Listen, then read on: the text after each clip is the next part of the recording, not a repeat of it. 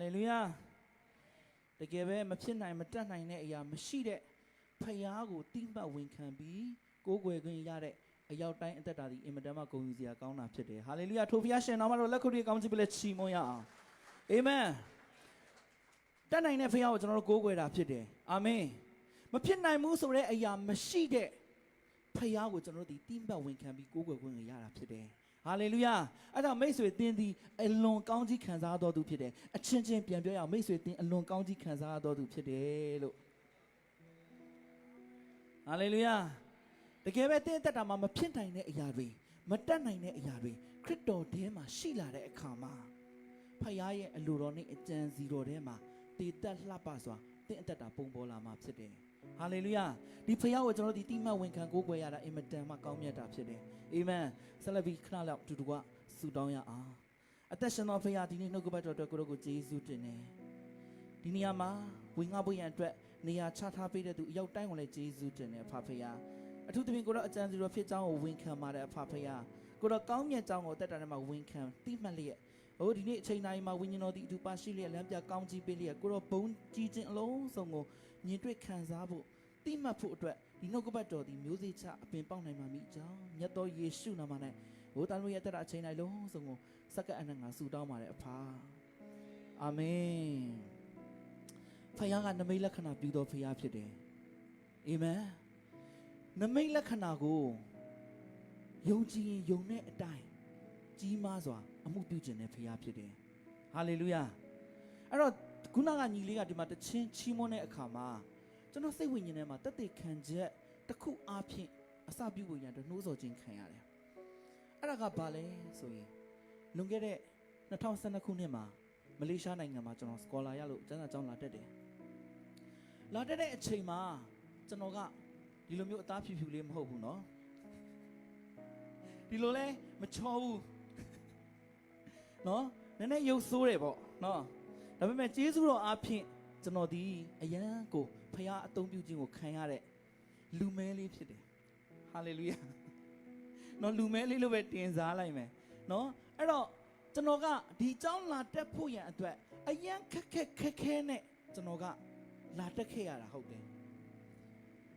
အမှုတော်ဆောင်အဖြစ်နှစ်ပေါင်းများစွာကျွန်တော်ယက်တည်ခဲ့တော်လဲကျွန်တော်တို့လစာဆိုတာမရှိဘူးအတင်းတော်မှာအခွေတွေရောင်းပြီးတော့အခွေတစ်ခွေမှာ100ပဲမြတ်တဲ့ဟာလေးနဲ့အတင်းတော်မှာပြောင်းလဲတဲ့ဘိန်းစားပေါင်းများစွာနဲ့ကျွန်တော်တို့ဒီအတူတူအိတ်ဒိုးတူပေါင်းဘက်အမှုတော်ထဲမှာပါဝင်ကြရတယ်အဲ့ဒီထဲမှာမှလူတိုင်းလာတက်ချင်တဲ့ဒီเจ้าကိုကျွန်တော်ကတက်ဖို့ရန်အတွက်ဆရာလာတွဲနဲ့ကျွန်တော်ကရွေးချယ်ခြင်းခံရတဲ့အခါမှာတချို့လူတွေကတိတ်မနစ်သက်ဘူးထားလိုက်တော့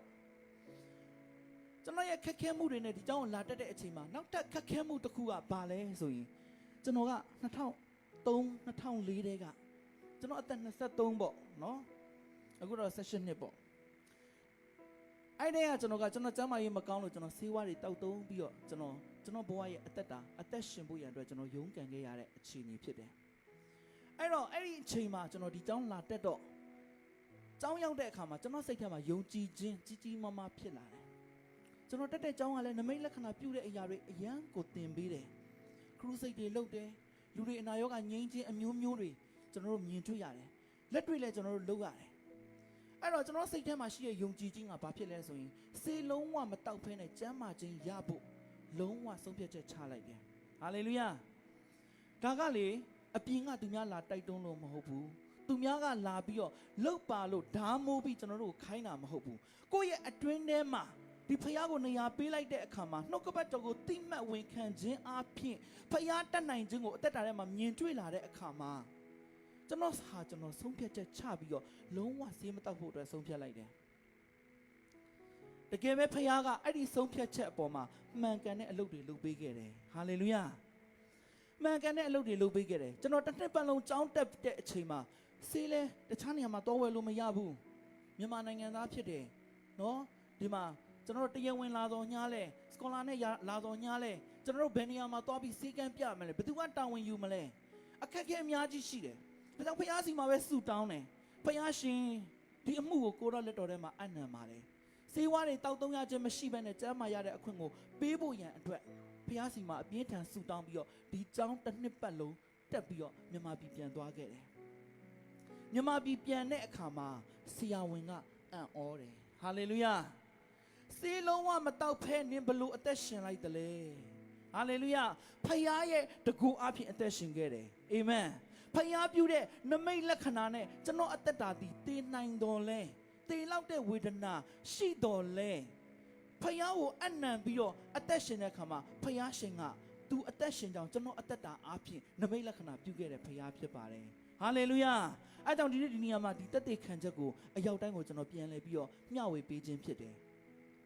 အဲ့ဒီအချိန်ကနေအသက်ရှင်ခဲ့ရတဲ့အရာဒီနေ့ဒီနေရာမှာဒီလိုမျိုးတက်တဲ့ခံဖို့ရန်အတွက်ဖခင်အကြံစီကြီးမားကြောင်းကိုဒီနေ့မြင်တွေ့ခွင့်ရတဲ့အတွက်ဖခင်ရှင်နာမတော်ဘုန်းကြီးပါစေဟာလေလုယာထိုနာမတော်ကိုလက်ခုပ်တွေကောင်းချီးပေးလက်ချီးမွမ်းရအောင်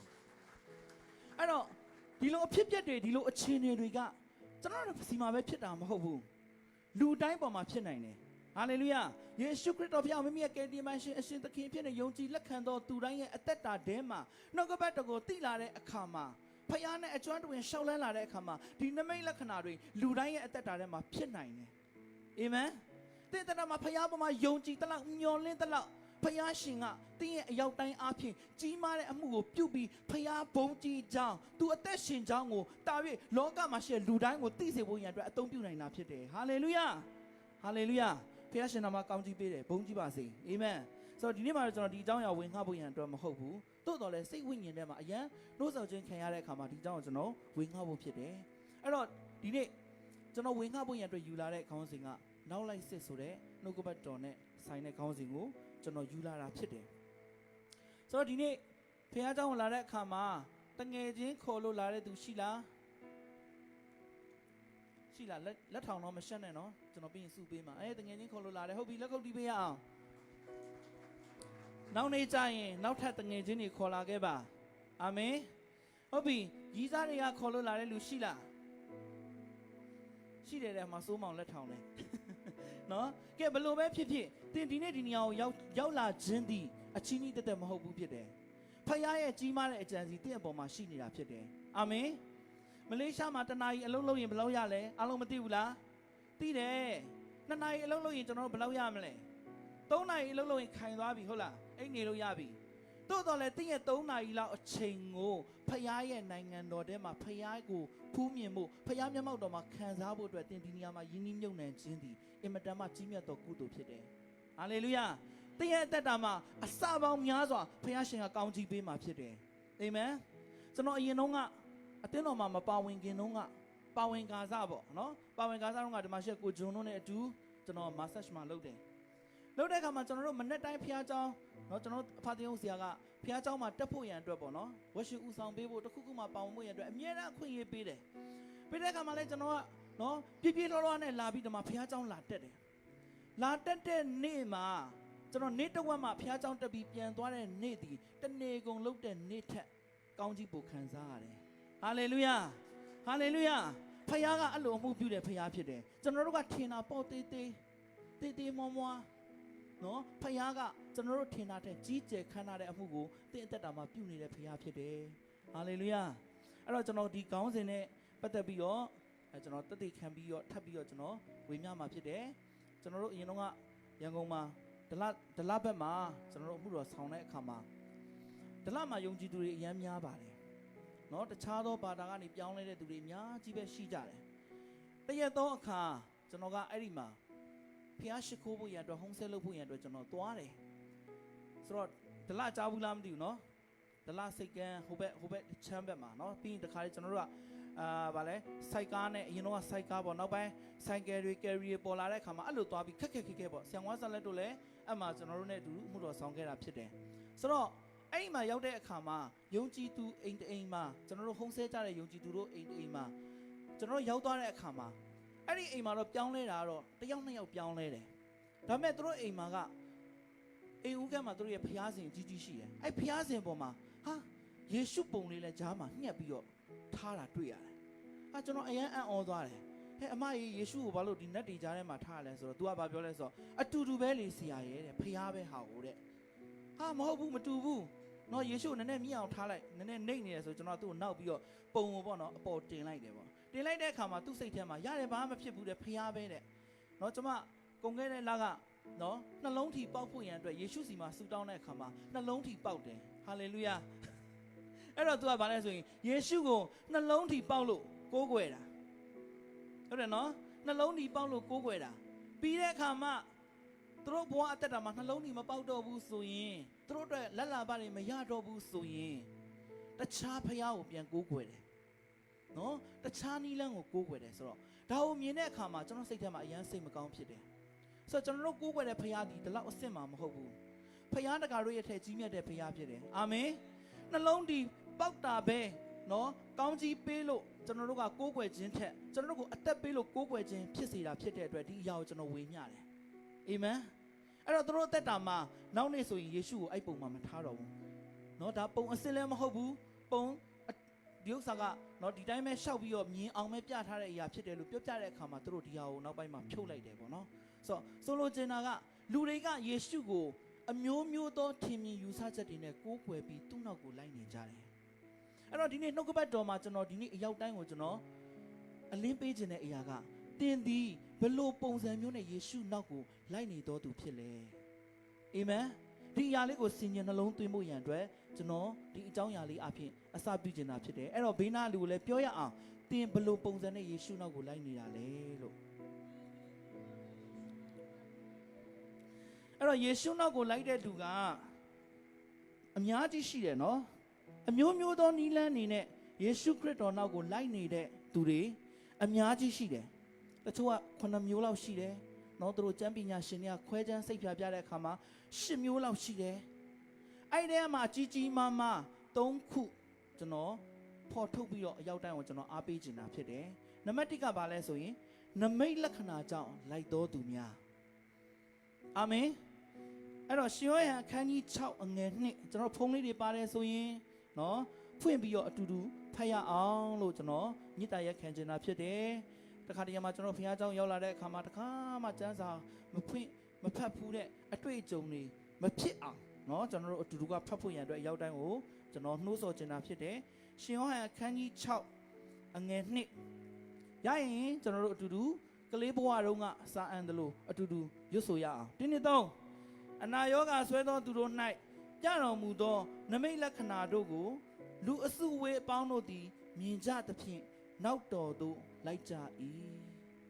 အာမင်ယေရှုဖခင်ပြုတဲ့အမှုအရာတွေနမိတ်လက္ခဏာတွေများတဲ့အခါမှာအဲ့ဒီနမိတ်လက္ခဏာတွေကိုမြင်တဲ့အခါမှာလူစုလူဝေးကလည်းသူ့နောက်ကိုလိုက်ကြတယ်။နော်ဘယ်နေရာမှာယေရှုဘာလုပ်နေပြီလို့ပြောတဲ့အခါမှာတယောက်နဲ့တယောက်ပြောစရာမလိုဘူးတိုင်ပင်စရာမလိုဘူးစိတ်ကနေတွားပြီးတော့မြင်ခြင်းနဲ့စိတ်နော်သိခြင်းနဲ့စိတ်အဲ့ဒီထူးဆန်းအံ့ဩဖွယ်ရာအရာတွေကိုအံ့ဩငေးမောပြီးတော့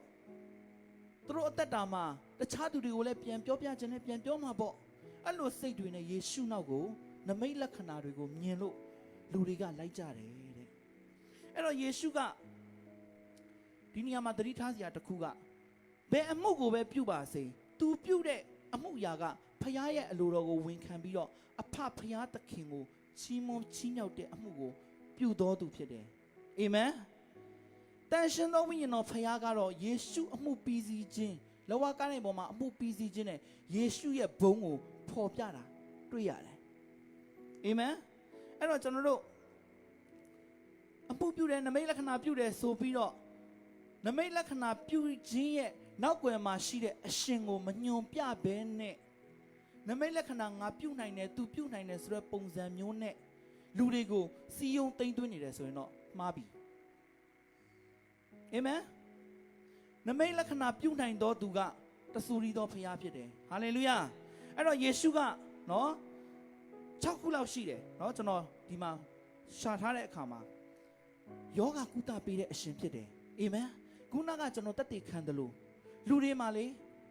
ယောဂဖြစ်ချင်ပါတယ်ဆိုပြီးတော့ယောဂဖြစ်ဖို့ရန်အတွက်နော်သွားပြီးတော့ယောဂရှာတဲ့သူရှိလားမရှိဘူးဘယ်သူမှမရှိဘူးယောဂဆိုတာဘယ်သူမှမဖြစ်ချင်ဘူး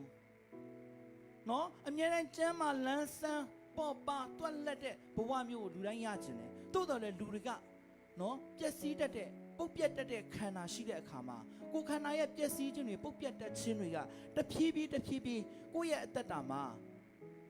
ထိကြိုက်ယိုယွင်းလာတဲ့အခါမှာလူက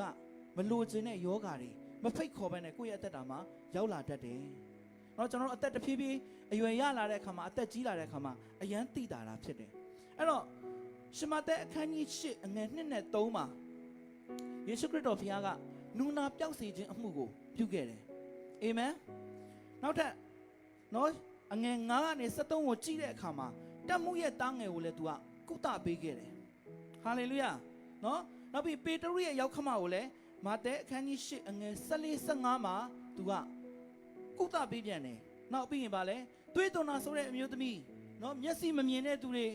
အမိဝမ်းတွင်းကနေပြီးမျက်စိကန်းနေတဲ့သူအယောက်တိုင်းကိုဘာဖြစ်လဲယောဂကုသပေးပြီးတော့နမိတ်လက္ခဏာပြုပေးခဲ့တဲ့ဖခင်ဖြစ်တယ်။အာမင်။ဆိုတော့ gospel legend လုံးမှာကျွန်တော်တို့ဖတ်တဲ့အခါမှာနမိတ်လက္ခဏာပြုပြီးတဲ့အခါမှာယေရှုကလေသူနမိတ်လက္ခဏာပြုတဲ့အရာကိုအဘယ်သူမှမသိစေခြင်းကတတိပြုကြလောဆိုပြီးဘာလို့လဲပြညတ်တယ်ပြောချင်တဲ့သဘောကဒီလိုထူးဆန်းတဲ့နမိတ်လက္ခဏာတွေငါပြုပါတယ်ဆိုတာဘယ်သူမှမပြောနဲ့တိတ်တိတ်ဆိတ်ဆိတ်နေတိတ်တိတ်လေးနေဒီလိုမျိုးပဲယေရှုကပြောခဲ့တယ်နော်ပြီးရင်ဗာလဲတဘာဝနဲ့ဆက်ဆိုင်တဲ့အံ့ဩဖွယ်ရာအမှုတွေပြုလာတဲ့အခါမှာဗာလဲပထမဦးဆုံးကာနာမျိုးမှာမရှိတဲ့မင်္ဂလာဆောင်မှာရေကိုစပီးအဖြစ်ပြောင်းလဲပေးတယ်မုံတိုင်းတွေကိုငြိမ်းစေတယ်နော်ပြီးရေပေါ်မှာလမ်းလျှောက်တဲ့နမိတ်လက္ခဏာတွေလုပ်တယ်နော်သူ့ရဲ့နောက်ကနေအုံအုံချက်ချက်နဲ့တစ်ချိန်လုံးလိုက်နေတဲ့လူ9000ကိုလည်းကလေးရဲ့လက်ထက်မှာရှိတဲ့မုံငါးလုံးနဲ့900ကောင်အဖြစ်ဘာဖြစ်လဲကျွေးမွေးတယ်ဟာလေလုယာနောက်ထပ်လူ4000ကိုလည်းကျွေးမွေးတယ်ဒီအမှုရာတွေပြုတဲ့အခါမှာတဘာဝအံ့ဩဖွယ်ရာအမှုရာတွေပြုတဲ့အခါမှာဘာလုပ်တယ်လဲဆိုရင်မိမိရဲ့ဘုံငါသည်ဘသူဖြစ်ကြောင်းငါသည်ဘုရားခင်ဆေလွတ်တော်မူသောတပါးတီတော်သားတော်ဖြစ်တယ်ခမည်းတော်နဲ့ထပ်တူထပ်မြဖြစ်တယ်ဆိုတာကိုခမည်းတော်ရဲ့ဘုံကိုထင်ရှားစေဖို့အလို့ငါမိမိကိုမိမိဘသူဖြစ်ကြောင်းကိုသိတာထင်ရှားစေသောအမှုတွေကိုတဘာဝအံ့ဖွယ်နမိတ်လက္ခဏာတွေပြုခြင်းအပြင်ယေရှုကလှုပ်ဆောင်ပေးခဲ့တာဖြစ်တယ်ဟာလေလုယာနောက်တစ်ခုပါလဲနတ်ဆိုးတွေကိုနှင်ထုတ်ပေးတယ်နော်ညင်ညူးတဲ့နတ်တွေကယေရှုကဘုရားသားတော်ဖြစ်တယ်ဆိုတာကိုသူတို့သိတဲ့အခါမှာသူတို့ကိုမနှင်ထုတ်ဖို့ရန်အတွက်နော်တောင်းပန်ပေမဲ့ယေရှုကဒါနင်တို့နဲ့မဆိုင်ဘူးဒီထက်ကနေထွက်ဆိုပြီးတော့ဘာဖြစ်လဲနတ်ဆိုးတွေကိုနှင်ပေးခဲ့တယ်နတ်ဆိုးဆွဲတဲ့လူတွေကိုနတ်ဆိုးဆွဲခြင်းဝေဒနာတွေကနေပြီးကျမ်းမာပျောက်ကင်းရတဲ့အခွင့်ကိုပြုပြီးတော့မိမိဒီဘသူဖြစ်တယ်ဆိုတဲ့အရာတွေကိုနမိတ်လက္ခဏာတွေကိုပြုခြင်းအပြင်ဖခင်ရဲ့ဘုန်းတော်ကိုဖော်ပြခဲ့တဲ့ဖခင်ဖြစ်တယ်ဟာလေလုယာဟာလေလုယာနောက်ပြီးဘာဖြစ်လဲတည်တဲ့သူတွေကိုထားမြောက်စေတယ်နော်မာကုအခန်းကြီး9အငယ်35နဲ့42မှာเนาะကျွန်တော်တို့မဖတ်တော့ဘူးเนาะအမှန်ပါလေတရားစီရင်မှုရဲ့သမီးကိုလည်းဘာဖြစ်လဲတေခြင်းကနေပြီးတော့ထမြောက်စေခဲ့တယ်เนาะရှင်လုကာအခန်းကြီး9အငယ်7ကနေ73မှာလည်းဘာဖြစ်လဲမုတ်ဆိုးမရဲ့သားကိုလည်းဘာဖြစ်လဲအသက်ရှင်စေတယ်ကဲနောက်ဆုံးတစ်ခုကဘာလဲဆိုရင်ရှင်ဟောအခန်းကြီး7အငယ်38နဲ့44မှာလည်းလာဇရုကိုထမြောက်စေတဲ့ဘုရားဖြစ်တယ်ဟာလေလုယာအဲ့တော့ယေရှုကဒီလိုနမိတ်လက္ခဏာတွေပြုပြီးတဲ့အခါတိုင်းမှာလဲဘသူမှတတိမပြုစေဖို့ရန်အတွက်မသိစေခြင်းကတတိပြုကြလောဆိုပြီးပြောတယ်တပည့်တော်တွေကိုလေလက်ကမ်းစာဆောင်တွေလုတ်ပြီးတော့သူများအတင်းတော်ရှေ့မှာတွားဝင်ငှလို့မပြောဘူးငါနမိတ်လက္ခဏာပြုတဲ့နေရာတွေကိုလာဖို့ရန်အတွက်ကားတွေစီစဉ်ပေးမှလည်းမပြောဘူးသို့တော်လဲယေရှုနမိတ်လက္ခဏာလုပ်တဲ့အရာတွေကိုလူတွေကလေမပြောပါနဲ့လို့ပြောရင်တော့မှသူတို့ရဲ့စိတ်ထဲမှာအံ့ဩလုံးလို့ချီးမွမ်းဖွယ်ရာကောင်းလုံးလို့ဖခင်ရဲ့ဘုန်းကိုမြင်တွေ့ရတဲ့အခါမှာတဆင့်စကားတဆင့်ကြားပြီးလူပေါင်းများစွာကယေရှုသွားတဲ့နောက်ကိုတစ်ချိန်လုံးလိုက်တယ်အဲ့ဒီတဲမှာတချို့နော်ယေရှုဖခင်ကတွင်တင်ပေးတဲ့တွင်တင်ချက်တွေကောင်းငင်နဲ့ဆိုင်တဲ့ထာဝရအသက်နဲ့ဆိုင်တဲ့တွင်တင်ချက်တွေကိုပြောတဲ့အခါမှာတပည့်တော်တွေကနောက်ဆုတ်သွားပြီးတော့မလိုက်တော့တဲ့သူတွေလည်းရှိတယ်ရှေ့ဆက်ပြီးလိုက်ဖို့ရန်အတွက်ဆုံးဖြတ်ပြီးလိုက်တဲ့သူတွေလည်းရှိတယ်တိုးတော်လည်းသူတို့အားလုံးမှာတူညီတဲ့အချက်တစ်ချက်ကဘာလဲဆိုရင်နမိတ်လက္ခဏာပြုတဲ့အရာကိုဟုတ်သည်ဖြစ်စေမဟုတ်သည်ဖြစ်စေကြားတဲ့အခါမှာမြင်ခြင်းတဲ့အတွက်ပို့ပြီးတော့ဒီအရာတွေဖြစ်တဲ့အရာတွေကိုနော်တောင်းဆိုခြင်းတဲ့အတွက်လိုက်တဲ့သူတွေအများကြီးပဲရှိခဲ့တာဖြစ်တယ်ဟာလေလုယာအဲ့တော့ကျွန်တော်တို့ဒီနေ့ယေရှုပြုခဲ့တဲ့နမိတ်လက္ခဏာတွေကိုကျွန်တော်ကျမ်းစာမှာအတိအကျအများကြီးမရေးထားပေးဘူးမှတ်တမ်းတင်မယ်ဆိုရင်ဒီထက်မကပိုများပြားသွားနိုင်တယ်ဟာလေလုယာအဲ့တော့ယေရှုက အများကြီးမြောက်များစွာသောလူတွေရဲ့အသက်တာထဲမှာရေတွက်လို့မကုန်နိုင်တဲ့နမိတ်လက္ခဏာတွေကိုပြုပြီးတော့သူသည်ဖျားခင်စေလွတ်တော်မူသောတပါးဒီသားတော်လောကမှာရှိတဲ့လူသားအားလုံးရဲ့အပြစ်ကိုကယ်တင်ပေးမယ်ကယ်တင်ရှင်ဖြစ်ကြောင်းသူသည်ဖခင်ရဲ့ဘုန်းကိုသူအားဖြင့်ထင်ရှားခြင်းအမှုကိုပြုခဲ့တာဖြစ်တယ်။ဟာလေလုယာဒီအကြောင်းအရာကိုနော်ရှင်ယောဟန်အခန်းကြီး20အငယ်30ကနေ31မှာခဏလောက်ကျွန်တော်တို့ဖတ်ရအောင်။ရှင်ယောဟန်အခန်းကြီး20အငယ်30ကနေ31မှာဗာပြောလဲယေရှုသည်တပည့်တော်တို့ရှေ့၌ဤစာဆောင်၌မရေးထားသောအခြားနမိတ်လက္ခဏာများစွာကိုပြုတော်မူ၏ယေရှုသည်ခရစ်တော်သည်ဟူသောဖခင်သခင်သားတော်ဖြစ်တော်မူသည်ကိုသင်တို့သည်ယုံမည်အကြောင်းထို့သောယုံ၍နာမတော်အဖင်အသက်ကိုရမည်အကြောင်းဤမြလောကရေးထားလျက်ရှိသည်ဟာလေလုယာနောက်တစ်ခုမှရှင်ယောဟန်အခန်းကြီး21အငယ်25မှာလဲယေရှုပြုတော်မူသောအခြားအမှုရာများစွာရှိသေး၏ထိုအမှုရာများကိုတစ်ခုချင်းရေးသားမည်ဆိုရင်ရေးသောစာဆောင်များပင်လောကတစ်ခုလုံးမဆက်နိုင်ဘူးငါထင်မှတ်၏ဟာလေလုယာ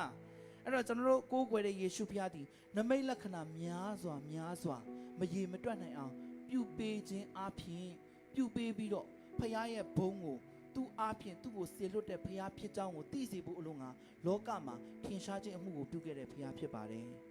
အာမင်အဲ့တော့ဗာလဲဆိုရင်အဲ့ဒီနမိတ်လက္ခဏာတွေယေရှုကဒီလိုပြုတဲ့အခါမှာသူ့ရဲ့ရည်ရွယ်ချက်ကဒီနမိတ်လက္ခဏာတွေနောက်ကိုပဲ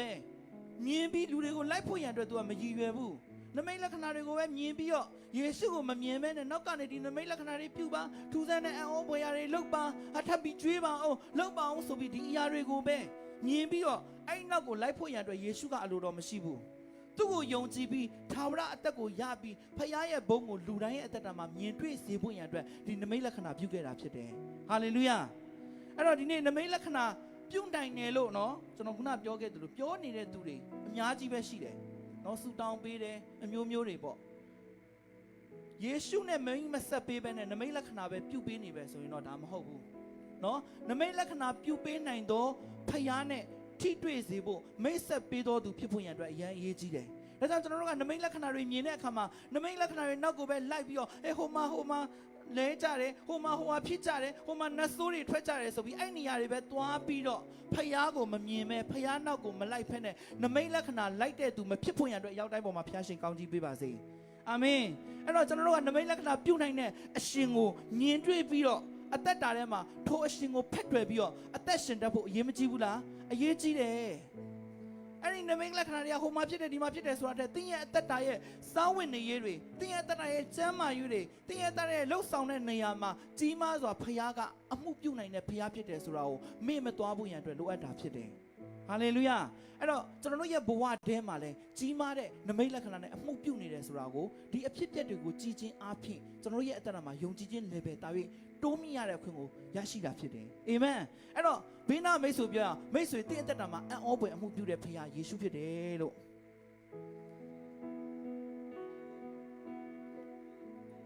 နောက်တစ်ခုပါလဲနောက်နံပါတ်2ကပါလဲအစားအသောက်ကြောင့်လိုက်တဲ့သူတွေရှိတယ်နော်အဲ့လိုပြောလို့ခဏနေထမင်းကျွေးမယ်ဆိုတော့နော်မစားပဲပြန်တော့မယ်ဆိုတာမျိုးမလုပ်ကြပါနဲ့နော်ဆိုတော့ကျွန်တော်နှုတ်ကပတ်တော်ကရိုးရှင်းသောအရာလေးကိုကျွန်တော်ပြောပြခြင်းဖြစ်တယ်အဲ့တော့ရှင်ယောဟန်အခန်းကြီး6အငယ်26နဲ့29ကိုခဏလောက်ဖတ်ရအောင်ရှင်ယောဟန်အခန်းကြီး6အငယ်26ကနေပြီးတော့29ရပြီဆိုရင်ဖတ်ရအောင်နော်ယေရှုကလည်းငါမှန်ကန်ဆိုသည်ကသင်တို့သည်နမိတ်လက္ခဏာတို့ကိုမြင်သောကြောင့်ငါကိုရှာသည်မဟုတ်မုံကိုစား၍ဝါသောကြောင့်ရှာကြ၏ပျက်စီးတတ်သောအစာကိုရခြင်းကမကြိုးစားကြနှင့်လူသားသည်သင်တို့အားပေး၍ထာဝရအသက်နှင့်အမျှတည်တတ်စေသောအစာကိုရခြင်းကကြိုးစားကြလော့ထိုသားသည်ခမည်းတော်ဖျား၏တစိတ်ခတ်ခြင်းကိုခံရတော်သူဖြစ်သည်ဟုမိန့်တော်မူ၏အာမင်ဆိုယေရှုရဲ့နောက်မှာခုနနမိတ်လက္ခဏာတွေအားဖြင့်နော်လိုက်တဲ့လူတွေရှိသလိုမုတ်စားရလို့လိုက်တဲ့သူတွေလည်းရှိတယ်ဟာဒီနေ့တော့အိမ်မှာမိခိုးတိတ်ပဲဟေ့ယေရှုဟိုမှာမှုပြုတော့မယ်ကဲကန်တင်းကောင်းကငါတို့သွားရအောင်နော်ကားတွေလည်းစီစဉ်ပေးစရာမလိုဘူးလက်ကမ်းစာဆောင်တွေလည်းဝေပေးစရာမလိုဘူးဘာလဲတနက်တက်တာနဲလားဆိုတော့ဟာမျိုးလည်းဖြစ်မှာပေါ့နော်ဒါကျွန်တော်ပြောပြတာနော်ကျွန်တော်ရံမရှာနဲ့ဆိုတော့အဲ့လိုပုံစံမျိုးလည်းဖြစ်မှာပေါ့ဆိုအစားအသောက်အားဖြင့်ဘာဖြစ်လဲကိုဝမ်းဝဖို့အတွက်ဘာဖြစ်လဲသွားကြတယ်လိုက်ကြတယ်တကယ်အမှုပြုနိုင်တဲ့ဖခင်ကိုဘာအတွက်အသုံးပြုလဲ ကိုဝမ်းဝဖို့တနတ်စာအတွက်အသုံးပြုတယ်ကိုရဲ့ဆန္ဒတစ်ခုအတွက်အသုံးပြုတယ်အဲ့တော့နောက်ထပ်ကျွန်တော်ပြောချင်တဲ့အရာတစ်ခုရှိတယ်ကျွန်တော်ဒလဘက်မှာပဲအခုတော့ဆောင်းတဲ့အခါမှာခရစ်စမတ်အချိန်ကာလဆိုလူကလေယာနဲ့ချီးပြီးရှိတယ်ဘုရားကျောင်းတစ်ခုလုံးအပြည့်ပဲနော်သူတို့အကုန်လုံးကလေအားလုံးတူတာဗာလဲဆိုရင်ခရစ်စမတ်တခြင်းတွေလည်းအကုန်ရကြတယ်ဗျာလောကသားများဝမ်းမြောက်မလေးငါတို့ထက်တောင်ရတယ်နော်သူတို့တွေအကုန်လုံးဒါပေမဲ့သူတို့ယုံကြည်တဲ့ခရိယန်တွေလားလို့မေးလိုက်တဲ့အခါမှာအကုန်လုံးကလည်းယုံကြည်တယ်အမလေးဒါပေမဲ့အဲ့လိုမျိုးမုတ်ကျွေးတဲ့အချိန်ကာလမဟုတ်တော့ဘူးဆိုရင်တရားမှမရှိတော့ဘူးဘာခရိယန်လဲသိလားမုတ်စားတဲ့ခရိယန်ကိုယ့်ရဲ့တဝမ်းတစ်ခါအတွက်နော်ပွဲလန်းတပင်မှာခဏတစ်ဖြုတ်နော်ပေးဝေတဲ့မုတ်ကိုဘာဖြစ်လဲယူခြင်းတဲ့အတွက်ဖះကိုခုတုံးလုပ်ပြီးတကယ်မယုံမဲနဲ့လာပြီးတော့ခရိယန်လုပ်တဲ့လူတွေအများကြီးတွေ့ဘူးလေနော်တချို့ဆန်ပေးတယ်ကိုဗစ်ကာလမှာနော်နာဂိကာလမှာဆန်နေပေးစီတွေပေးတဲ့အခါမှာအတင်းတော်မှာအပြည့်ပဲဒီဘက်မှာဆန်ဝါးစားလဲဖះเจ้าမှာဆန်ပေးမယ်ဟေ့လို့ကြားပြီးဆိုအဲ့တင်းတော်မှာအပြည့်ပဲနော်နှစ်ချင်းတွေလည်းခံလိုက်ကြတာဝဝကွဲနော်ဒီဘက်မှာလည်းတစ်ခါပြန်ပြည့်တယ်ဒါမဲ့တကယ်အရေးကြောင်းကြုံနော်ဖះเจ้าနေပိတ်ရမယ်ဖះเจ้าတွေကိုဖမ်းနေပါညာဆိုအဲ့ခရိယန်တွေတရားမှမရှိတော့ဘူးအဲ့တော့ဗာလဲစံပေးစီပေးမှယုံကြည်လက်ခံတဲ့ကိုယ့်ရဲ့အစားအသောက်အတွက်ဖះကိုကိုးကွယ်ပြီးဖះနောက်လိုက်တဲ့သူတွေလောကမှာအများကြီးရှိတယ်အဲ့တော့ဒီနေ့ကျွန်တော်တို့ကိုကျွန်တော်တို့စမ်းစစ်ဖို့ဖြစ်တယ်နမိတ်လက္ခဏာကြောင့်ကျွန်တော်တို့ဒီဖះနောက်ကိုလိုက်နေတာလားအစားအသောက်အတွက်ဒီနေ့ကျွန်တော်တို့ဒီဖះနောက်ကိုလိုက်နေတာလားကျွန်တော်တို့ကိုကျွန်တော်တို့ပြန်လဲစမ်းစစ်ဖို့ဖြစ်တယ်ကျွန်တော်ဆွဆွဲခြင်းမဟုတ်ဘူးနော်နှုတ်ကပတ်တော်ဆင်ခြင်ဖို့ရန်အတွက်အရောက်တိုင်းကိုကျွန်တော်လင်းပေးခြင်းဖြစ်တယ်တခါတရံမှာကျွန်တော်တို့ကတိလျက်နဲ့မှားမှန်းမသိမှားနေတဲ့ဘဝမျိုးတွေမဖြစ်စေဖို့ရန်အတွက်နှုတ်ကပတ်တော်အဖြစ်ကျွန်တော်ကတိဆောက်ပေးခြင်းသာဖြစ်တယ်အာမင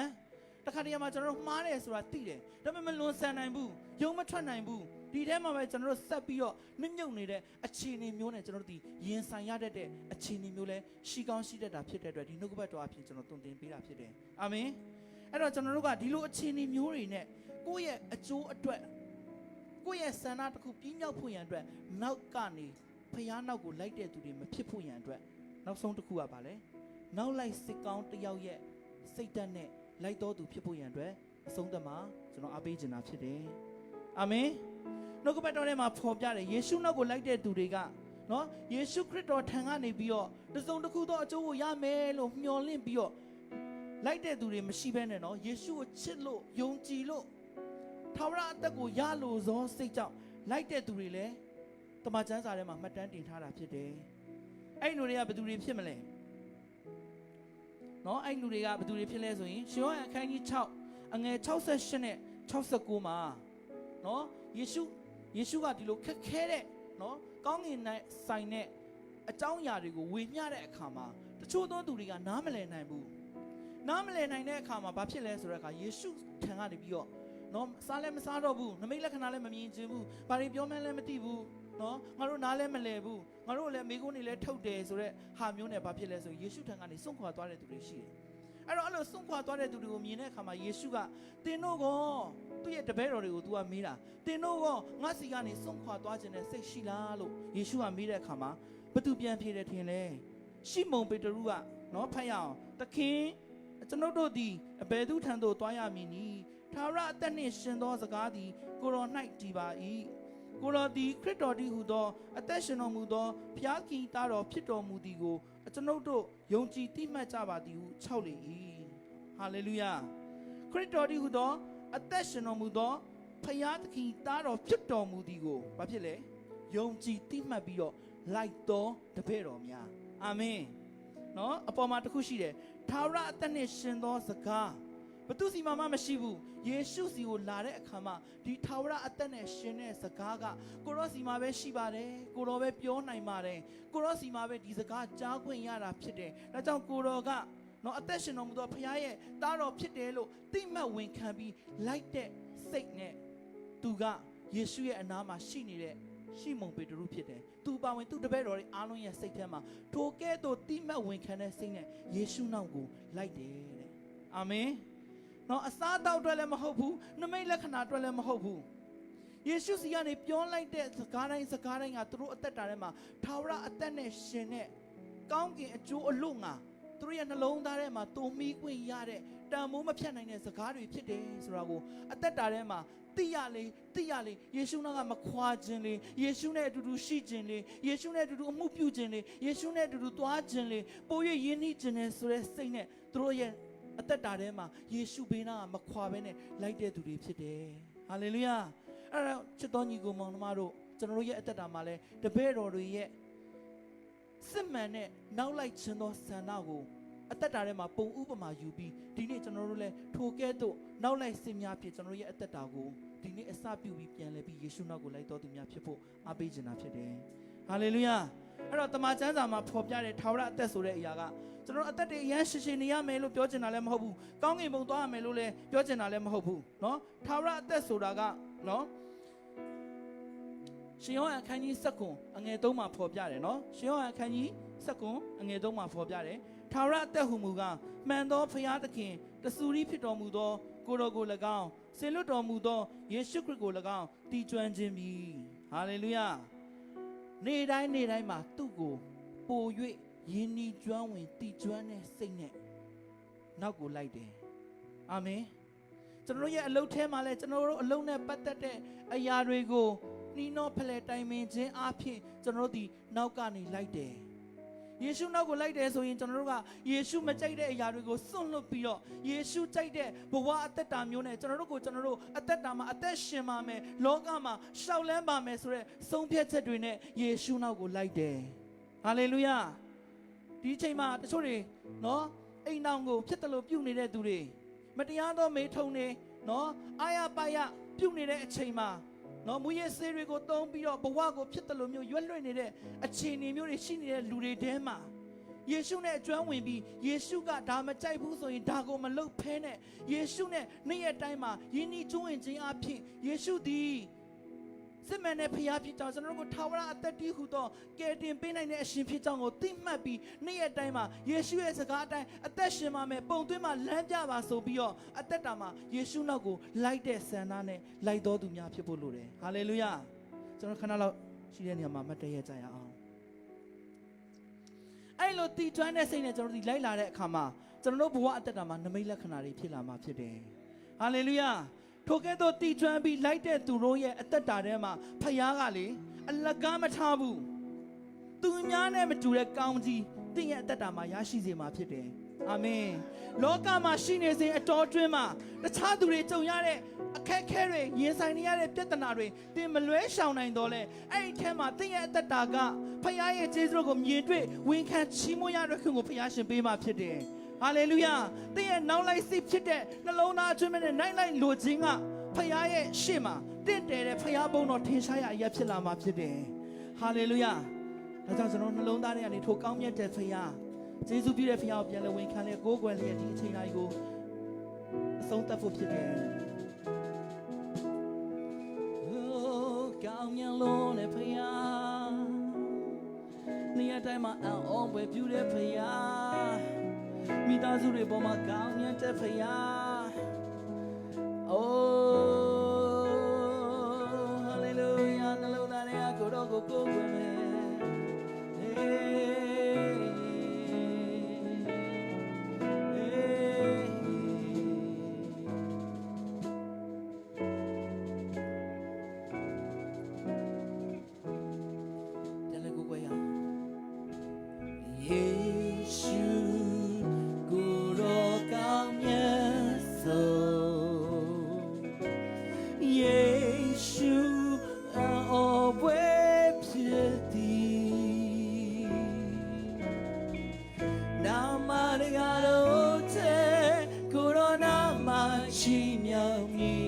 ကျွန်တော်နဲ့တူရှိသောအံပွေရှင်ယေရှုကိုယ်တော်ကောင်းမြတ်ဆုံးယေရှုအော်ပွေဖြစ်သည်နာမတော်တော်တဲ့ကိုယ်တော်နာမချီကျွန်တော်နဲ့တူရှိသောအဝဲရှင် သူခြင်းကိုပြုခြင်းကိုဘုရားကောင်းမြတ်ကြောင့်ဘုရားကြောင့်ဝန်ခံလေကိုဘုရားဟာလေလုယာလက်များမြောက်ပင်ရဲ့ကိုယ်ကိုယ်နီတန်ရှင်နာမတော်မြတ်ကိုဘုရားခြင်းကိုပြုခြင်းခံတိုင်းမှုသည်လက်များမြောက်ပင်ရဲ့ကိုယ်ကိုယ်နီတန်ရှင်နာမတော်မြတ်ကိုကြည်ညံမှုသောနမိတ်လက်ခဏမြတ်ပြုသောကိုယ်တော်ကဲ့သို့သူမရှိကိုယ်တော်ကဲ့သို့မရှိကြည်ညံမှုသောနမိတ်လက်ခဏမြတ်ပြုသောကိုယ်တော်ကဲ့သို့သူမရှိကိုယ်တော်ကဲ့သို့သူမရှိ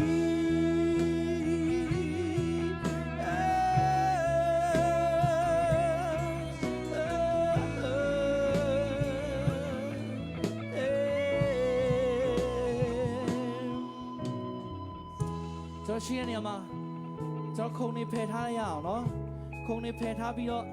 ရှေ့မှာအတူတကွပြန်လဲထွက်လာပြီးတော့မျက်မှောက်တော်ထဲမှာဖခင်ရှင်ကိုနှလုံးသားအကျွမ်းမဲ့နဲ့အသစ်တစ်ဖန်ကိုတော်ဒီတဆူရီတော်ဖခင်ဖြစ်ကြောင်းဟိုစစ်မှန်နဲ့နောက်လိုက်နှလုံးသားနဲ့ဖခင်ရဲ့ရှေ့မှာဟိုကျွန်တော်ဒီသွားနိုင်တဲ့သူများဖြစ်ဖို့ဟိုမိမိတို့ရဲ့တတော်စက္ကန့်အနံကိုးဝယ်ခြင်းအဖြစ်ဟိုဒီနေ့ချိန်တိုင်းကိုပြန်လဲပေးရအောင်ဟုတ်ပြီဒီရှေ့ကိုထွက်လာပါဟိုတည်းတဲ့တာပြန်လဲစက္ကန့်အနံမှာဖခင်ရဲ့ရှေ့မှာဟိုပြန်လဲစက္ကန့်အနံမှာနှလုံးသားအကျွမ်းမဲ့နဲ့ဖခင်ရှေ့မှာပြန်လဲစက္ကန့်အနံမှာဟိုတည်းတဲ့တာကိုဖခင်ရှေ့မှာပြန်လဲပူဇော်ပါဟိုအရင်ကနဲ့မတူတဲ့ဟိုနောက်လိုက်စစ်သောအသက်တာနဲ့ဖခင်ရှေ့မှာသွားနိုင်တဲ့သူတွေဟိုတက်တာမှာတက်ရှင်နေတဲ့သူတွေဖြစ်ဖို့အတွက်မဆပါပို့ဆောင်ပါနှလုံးသားအကျွမ်းမဲ့နဲ့ပြန်လဲဝင်ခံပြီးတော့ကိုးကွယ်ပါဟာလေလုယာဟိုဟဲ့တည်းတဲ့တာပြန်လဲစက္ကန့်အနံပြီးကိုးကွယ်ပါကိုးကွယ်ပါကိုးကွယ်ပါဟာလေလုယာကိုးကွယ်ပါကိုးကွယ်ပါကိုးကွယ်ပါဟိုဟာလေလုယာလာပါလာတယ်နာခါချေလာလာလာဟဲဟာလေလုယာတည်းတဲ့တာပြန်လဲအနံမှာဖခင်ရှေ့မှာဘလို့ချိန်နေပဲမျိုးမျိုးပဲဖြစ်တဲ့ဖခင်ရှင်ရဲ့အသက်ရှင်တော်ဖခင်ဟိုသူရီတော်ဖခင်ဖြစ်ကြောင်းနှလုံးသားတွေကနေတိမဝေခံကိုယ်ွယ်နိုင်တော်သူများနောက်လိုက်နိုင်တော်သူများဖြစ်ဖို့ဟိုတက်ကမှာစက္ကပ်ပြီးအသက်ရှင်နေတော်သူများဖြစ်ဖို့ပေးအပ်ပါတည်ရဲ့နှလုံးသားကိုပေးအပ်ပါဟာလေလုယာ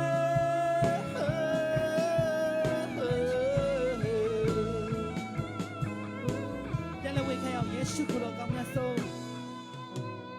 ယေရှုကိုယ်တော်ကောင်းမြတ်ဆုံးယေရှုအော်ဘွေဖြစ်သည်နာမတကားတော့တဲ့ကိုယ်တော်နာမချီးမြှောက်မည်ကျွန်တော်နဲ့တူရှိတော်အံဘွေရှင်ယေရှုကိုယ်တော်ကောင်းမြတ်ဆုံးယေရှုအော်ဘွေဖြစ်သည်ဟာလေလုယာနာမတကားတော့တဲ့ကိုယ်တော်နာမချီးမြှောက်မည်ကျွန်တော်နဲ့တူရှိတော်အံဘွေရှင်အာမင်ဘုရားကြီးကိုပြုခြင်းဟာလေလုယာပူဇော်ရအောင်ကိုးကွယ်ရအောင်အိုးကိုးကွယ်ခြင်းခံရတဲ့ဖခင်အိုး praise the Lord တန်ရှင်နာမတော်မြတ်ကိုဘုရားကြီးကိုပြုခြင်းခံတိုင်းမှုသည်လည်းရမြောက်ပြီးကိုးကွယ်ပြီးတန်ရှင်နာဝတ်ခြင်းမြတ်မှုတော် praise the Lord နာနာလေအိုးနာနာလေစေနာနာလေကိုတော်ကဲ့တော်မရှိချီးမြှောက်မှုတော်နမိတ်လက်ခဏမြတ်ပြုတော်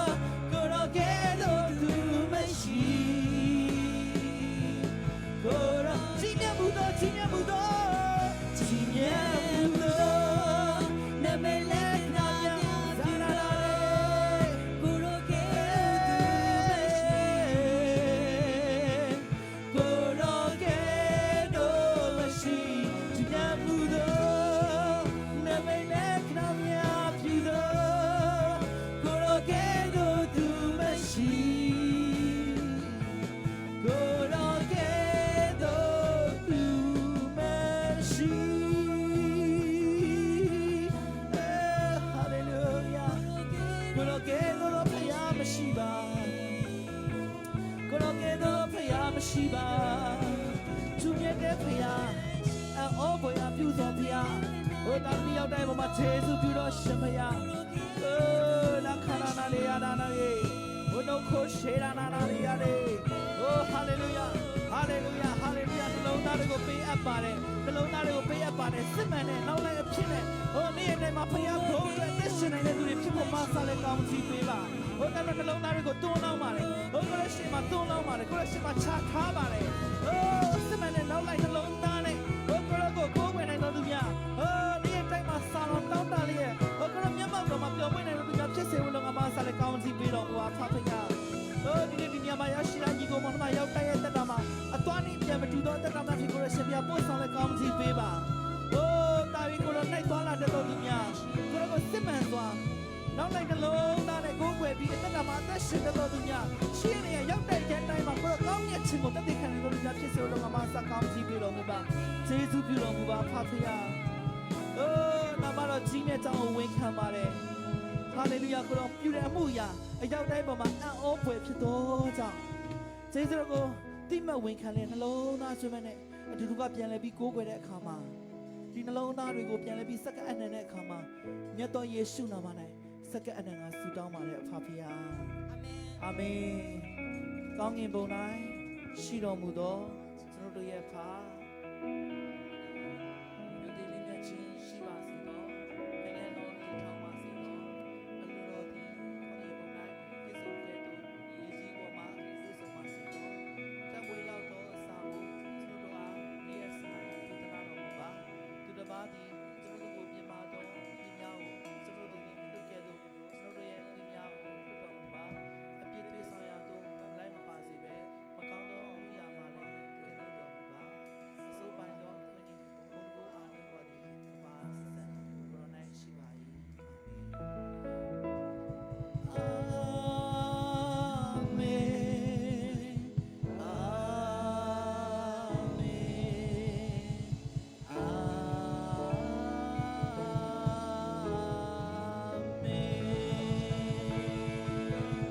ရောက်တိုင်းမှာဖခင်ရဲ့ကျေးဇူးတော်ကြွားစွာတည်တည်တဲ့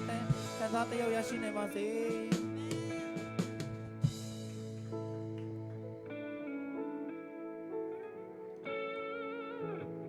ခဏလေးနော်ကျွန်တော်တို့အစားအသောက်အတွက်ကျေးဇူးတော်ချီးမွမ်းရအောင်နော်အစားအသောက်ရှိတဲ့အတွက်ကျေးဇူးတော်ချီးမွမ်းရအောင်